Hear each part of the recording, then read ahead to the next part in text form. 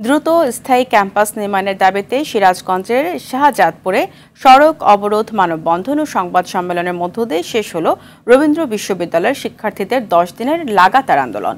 আন্দোলনের শেষ দিন সকালে বিশ্ববিদ্যালয়ের ভাড়া ভবনের সামনে মানববন্ধন করেন শিক্ষার্থীরা।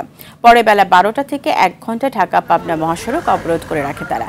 এরপর সংবাদ সম্মেলনে শিক্ষার্থীরা জানান, বিগত 9 বছরে রবীন্দ্র বিশ্ববিদ্যালয়ের নিজস্ব ক্যাম্পাস নির্মাণ না হওয়ায় পূর্ণাঙ্গ বিশ্ববিদ্যালয়ের ন্যূনতম সুবিধা পাচ্ছেন না তারা। তাই দ্রুত স্থায়ী ক্যাম্পাস নির্মাণের দাবি জানান শিক্ষার্থীরা।